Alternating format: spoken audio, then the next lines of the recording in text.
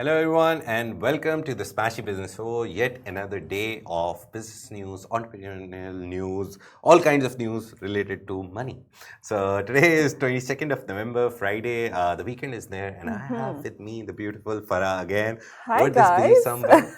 So we have Farah again. How are you, Farah? I'm good. I actually missed the show and missed you guys Yeah, as well. that was my exact question. Did you miss the business show? Yeah, I mean, to be honest with you, I loved knowing a lot about business and maybe put my mindset into the business more. And I've been thinking, more So business. welcome back. Thank you. And a lot of stuff is happening in the business world. Millions, billions of deals. Big companies coming to the UAE. Big companies coming to Saudi. Snapchat announced yesterday they opened their office. That was one of the biggest news. So a lot is happening. But there is this one event that is happening in Abu Dhabi. It's called Bitcoin MENA. So Bitcoin MENA aims to foster partnerships and knowledge exchange, setting the stage for region's future in the global cryptocurrencies ecosystem. Attendees can expect actionable insights, networking opportunities, and exposure to cutting-edge technologies, with the conference poised to catalyze growth in Bitcoin adoption and blockchain-based innovations across the MENA region. Now, as well, the conference comes at a pivotal time for the MENA region, where Bitcoin is increasingly shaping innovation, investments, and as well economic diversification, with countries like the UAE embracing blockchain technologies to position, of course, themselves as fintech hubs. Now, Bitcoin MENA 2024 underscores the cryptocurrency's role in driving new business models and as well financial inclusion. Now, the event highlights Bitcoin's potential in areas like cross-border transactions, remittance efficiencies, and as well decentralized finance. Now, the key opportunities for a region looking to diversify beyond traditional industries. And Bitcoin MENA is the region's premier conference dedicated to Bitcoin and its growing ecosystem. It's scheduled for December 9 to 10, 2024 at the ADNEC Center in Abu Dhabi. This event will gather thousands of attendees, including industry leaders, innovators, and investors. The conference features keynote speeches, expert panels, and showcases from leading Bitcoin projects and companies. Eric Trump is coming there. Eric Trump, the son of Donald Trump, that the is new no president. surprise. Yeah. So that guy is coming there. Former founder of Binance is also coming there. That's one of the guys who was jailed for 5 months for fraud in the US. But now he has started an NGO, an educational startup. He's also coming there. So these are the things that are happening at Bitcoin MENA. Go to their website and find out what's happening, who else is coming and speaking there. It's a good event. Coming back to the next story that we have with us today, we're going to talk about NEOM. So from UAE, Abu Dhabi, we moved to Saudi Arabia.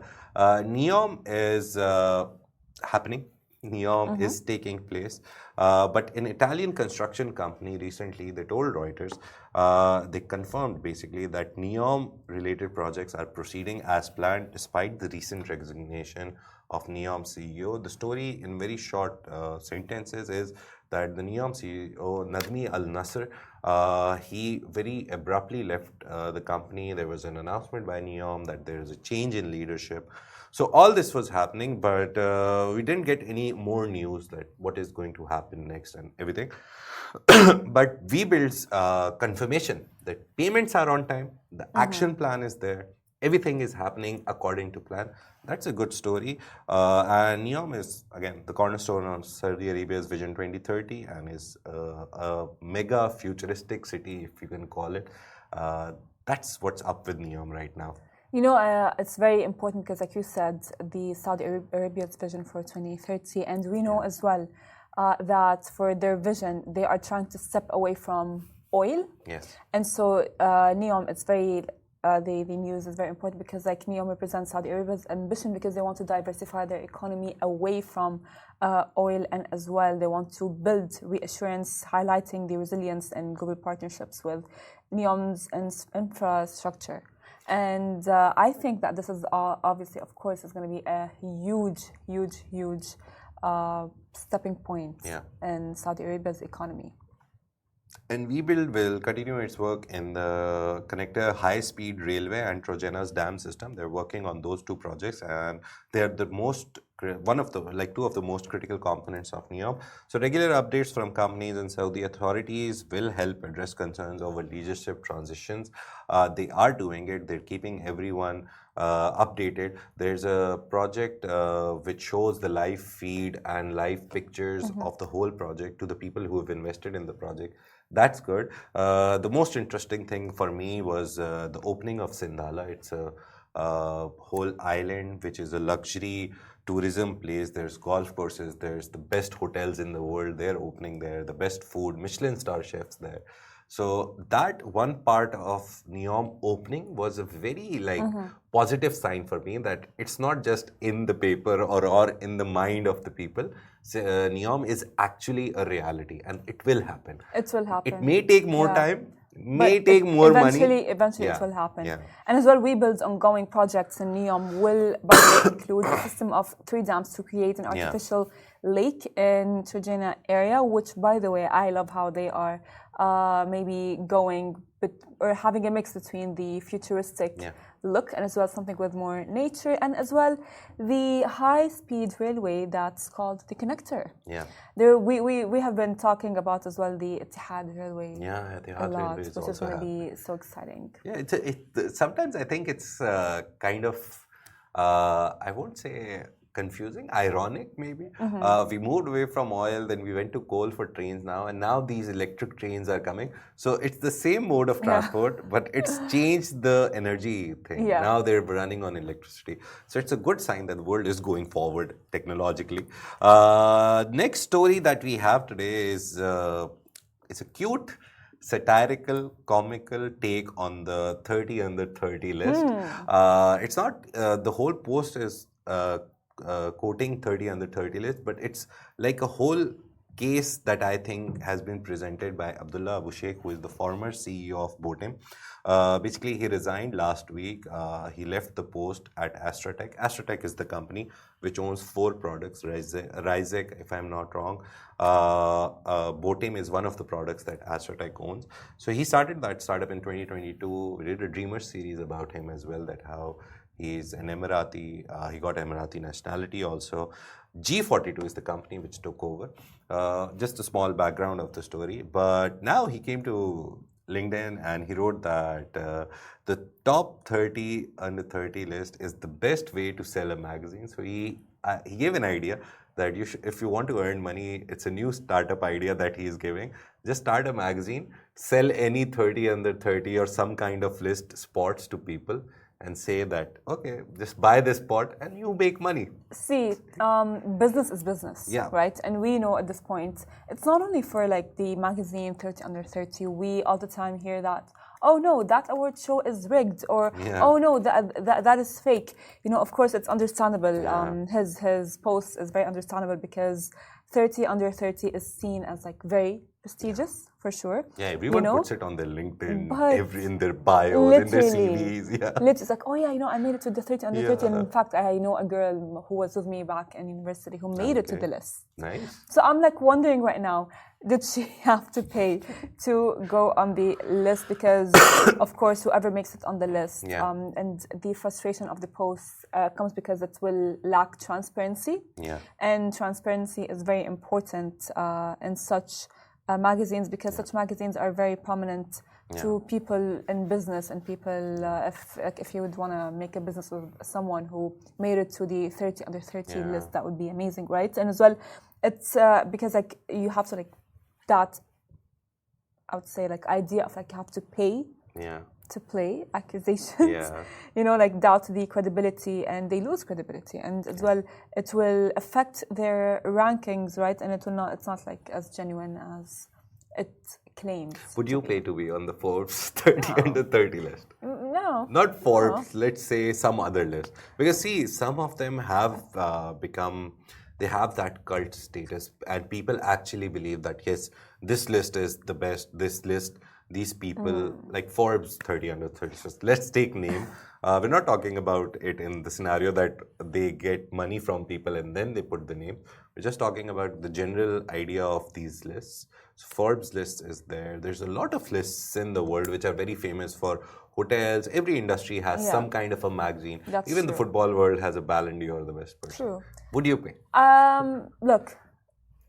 Like, if it's a good normal amount, would you pay? Or not for the 30 under 30, but like let's say, because like, it's a good marketing, you know, it's like I am marketing myself to the outer world and they're gonna get to know me. Like if there's like a list of like 30 list of presenters that are top 30 amazing, top 30 presenters that are really good.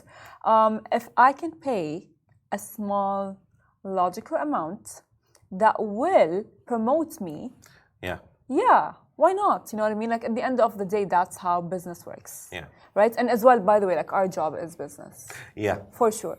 Everything is business. Like, I'm sorry, but like, yeah, I might be on the Love in Dubai show. Yeah. Right? But as a presenter, the way that you present yourself and market yourself. So you think it's worth the investment?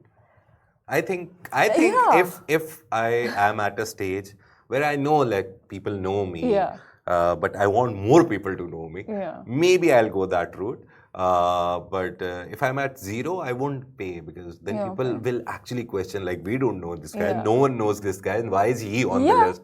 Yeah. See, so that's for people who are actually like a little bit famous, paying and getting on these lists and getting more famous is like workable. See, that like I believe that there's a formula for that, right? Like have your own portfolio, have your own work done, and then decide to if you would want to pay to be on the list or not.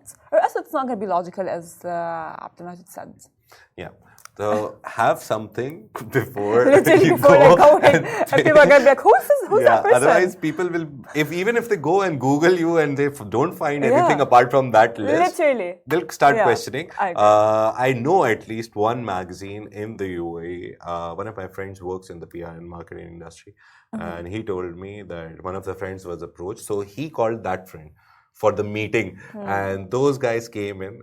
They pitched the whole idea that we'll do a double page center cover interview for you, highlight your achievements, this and that. And the friend who worked in PR and marketing, he was like, I knew they're going to ask for money. But my friend, the other friend, was like, no, they're just coming for the interview. They just want to talk to me, feature me. And that was what happened after 30 minutes of to and fro. They finally were like, oh, we'll charge you this much amount for this. So it's going to be that much? I can't tell you that. Can you give us that much? Maybe the people who are listening, they know the rates and they from the rate. Sure. But it was in the range of 20,000+ dirhams. So yeah, you can get a center cover fold in some magazines for that amount. So yeah, that's the idea. But yeah, it's a good idea. Abdullah Abu Sheikh presented this idea on his LinkedIn. And he just exposed everyone. He exposed everyone. You know what I mean? Like now it's going to be having everyone think in a way. Forbes published their 30 under 30 list 3 days ago, and then he tweeted about it. But he didn't name anyone, and we're not naming anyone. But the Forbes 30 under 30 list actually has some very interesting people. I was looking at it. Mohammed bin Ghati is there. Like he is one of the biggest names that we see everywhere. Neymar recently signed a penthouse in Bugatti by bin Ghati. So all these famous ones, maybe we have some trust with them that they're highlighting the right people. Yeah.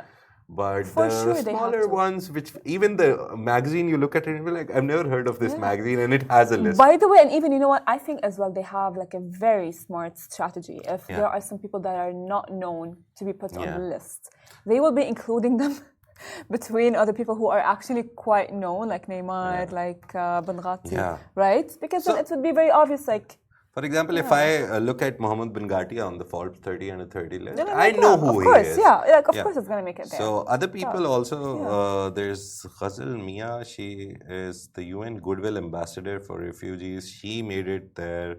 There's Wizard Bissan, she is a filmmaker, traveler and dreamer from Gaza, Palestine. She's there. So these names, they make sense because people know them. But you know what as well, I don't think that all it takes is just like you're paying to be on that list, right? Yeah. Of course, you must have some really good. Yeah. You must have done something really amazing, or like like a big accomplishment to make it on the list. There must be like some requirements to make it on the list. Yeah, you remember the boxer who was very much criticized at this recent Olympics? I think Iman Khalif. Yeah, she's also on the list. So yeah, not every list is paid for, I guess. He's talking about some smaller ones. Okay. Yeah. So I mean, let's keep it at that. Yeah, that he didn't name it, we didn't name it. We're just talking about. But it came at a very awkward time in the Forbes 30 under 30 list came. So maybe we can make the connection. But yeah, this happened in the business world. A lot of other things are happening. Thank you very much for joining us. And do look at Bitcoin MENA. It's a very interesting event happening in Abu Dhabi. Do keep following us on all social media platforms, Instagram, Facebook, wherever you are there, on TikTok even. Wherever you are, just write Smashy Business and you'll find us. Apart from that, we have a newsletter which comes out at 6:30 a.m. in the morning to give you a whole brief, the whole idea of whatever happened in the business world. You can subscribe to that. Go to our socials and there's a link there. Just click and enter your email and you can subscribe. Apart from that, if you're looking at the show, thank you very much for listening. Take care. Have a great weekend. You too, Farah. Have a great weekend. Thank you. You too have a great weekend. Yeah. I'll try to sleep as much as possible. That's my plan. Always the go-to plan for the weekend. So thank you very much. Have a great day. This is the Smashy Business Show, a Smashy Business production, part of the Augustus Media Podcast Network. We have 1.34 million listeners every month. And if you're one of them, thank you very much.